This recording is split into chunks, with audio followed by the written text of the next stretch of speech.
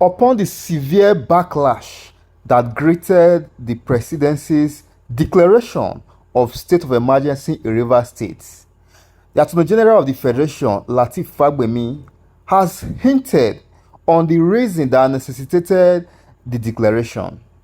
Fagbemi noted that instead of the impeachment of Governor Fubara, it was much more better for the president to make this declaration so as to foster peace and order in the state.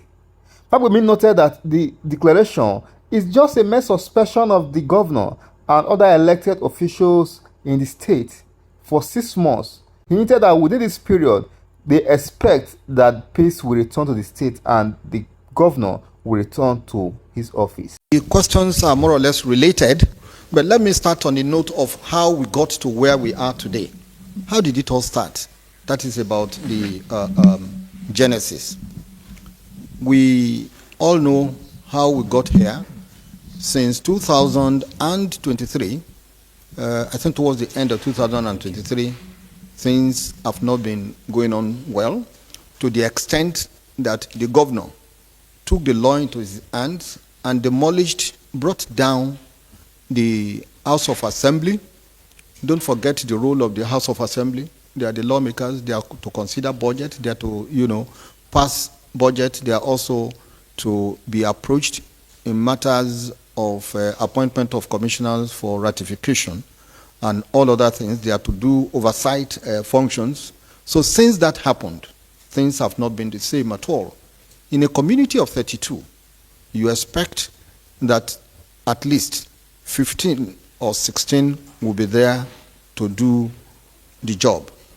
The governor, like I said, and it is no longer news, about 3 or 4 of the members constituted them to into the House of Assembly and gave them preferential treatment, moved them to the government house to be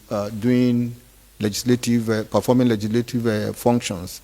These situation got to the court. There were about 10, 15, 16 cases. And at the end of the day, the Supreme Court came out and made very profound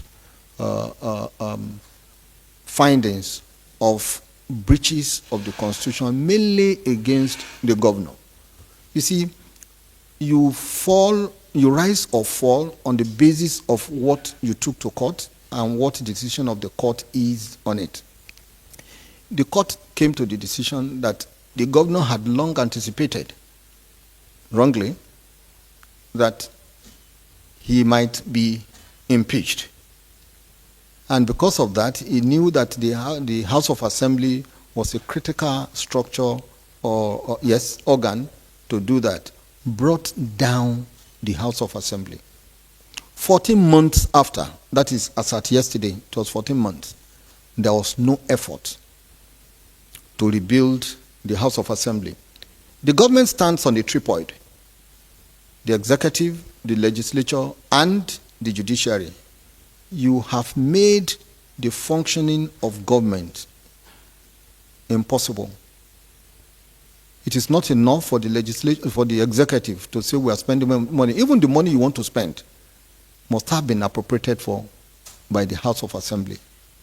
These are some of the findings that the Supreme Court made. And at the end of the day, the Supreme Court said or came to a decision that the behavior of the governor was like a despot, and that as situation was, there was no government in Rivers.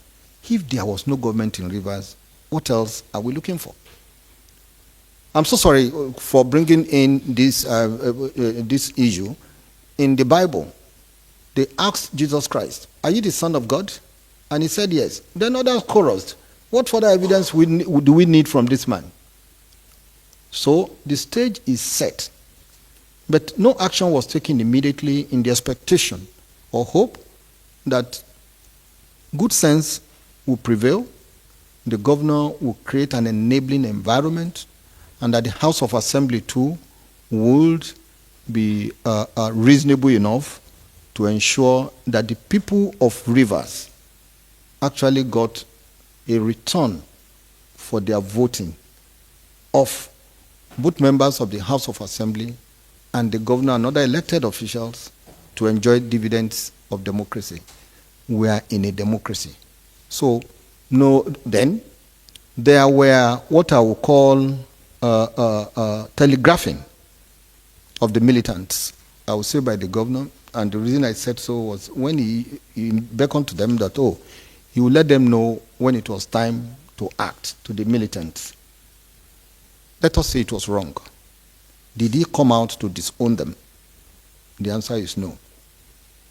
And a week after they swung into action, you see or witness vandalization of oil pipelines. Don't also forget that before now, that is when this government came into office, Nigeria was producing about 900,000 liters of oil, barrel of oil a day. With the efforts and all the ingenuity that the president had, he ensured that the production rose to about 1.5 barrel per day. That's about 45 of something increase. Governors were smiling home at the end of the month with about 60% increase in their take-home to their various governors. Then somebody rose or encouraged or became inactive when he was supposed to act. There was not a word dissuading the threat, the militants who issued this threat. In today's Nigeria, maybe with the efforts of the Mr. President, a Greek will come in, but as of today, we still rely largely on oil. For anyone to touch these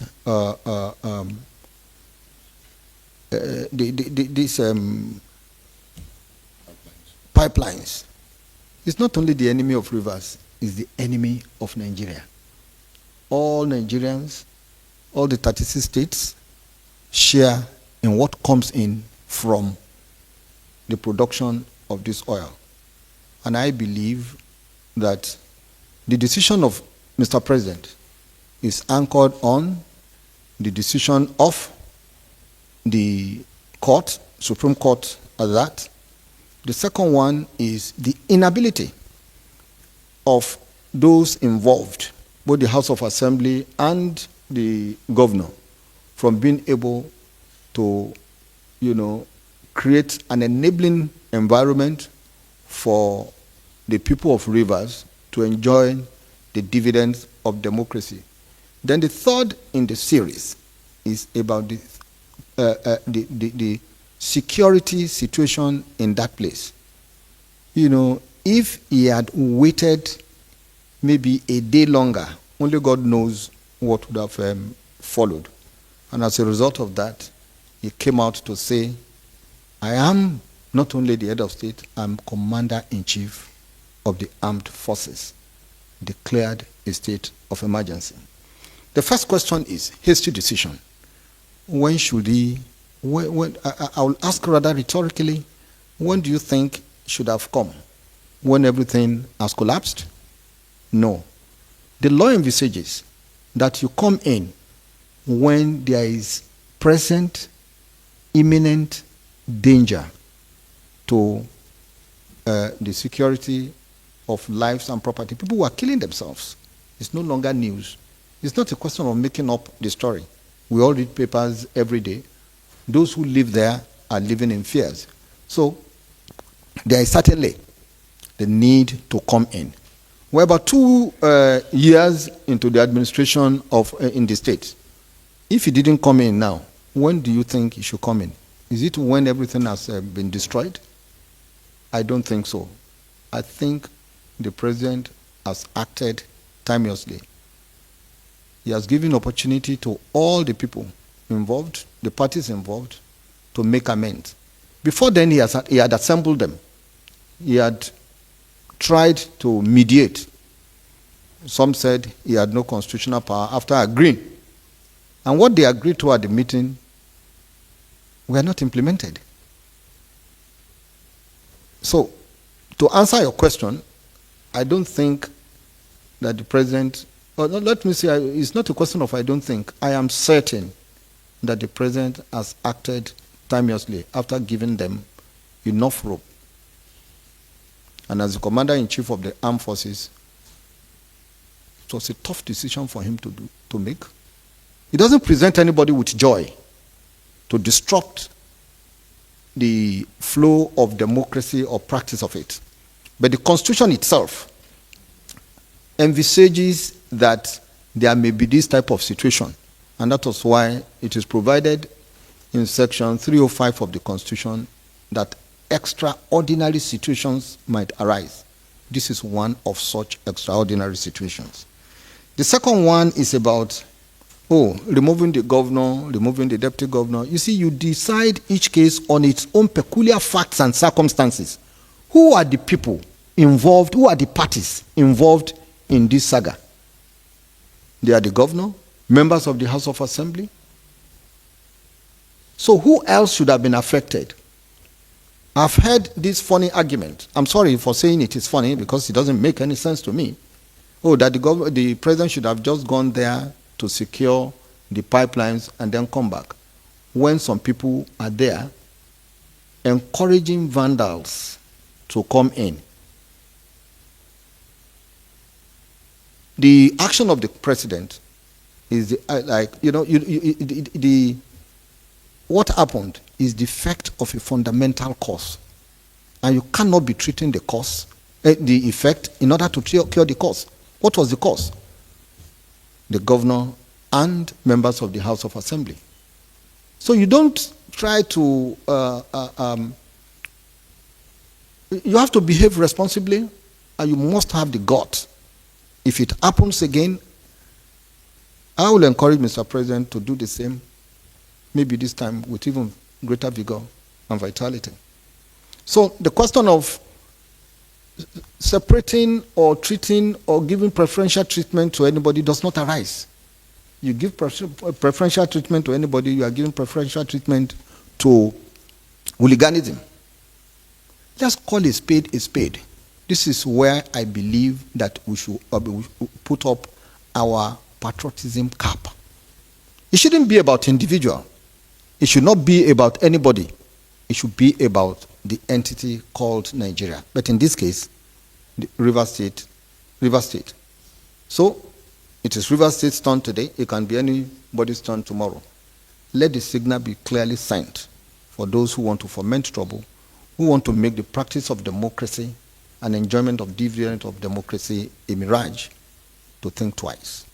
So I answered the question by saying I return a resounding no to the quest that the governor and deputy governor should have been spared, or the members of the House of Assembly. They were all in it. So I'm here. If there is any question to be asked on that, then I will be able to respond. But before then, don't forget that the judgment of the Supreme Court had been widely reported and published in the papers. So the the president was not a party to it. So a question of trying to influence anything would not arise. And by virtue of certain provisions of the Constitution, everybody has a duty to ensure that judgment of the court is obeyed, particularly coming from the highest court in the land. There's no other person to appeal to. There's no other body to appeal to. It's not subject to any further test of validity. As things are, we all have a duty, collectively and individually, to ensure that we give maximum respect and obeisance to the judgment of the Supreme Court. So, gentlemen, I'm available for any question or clarification or observation. Thank you. I believe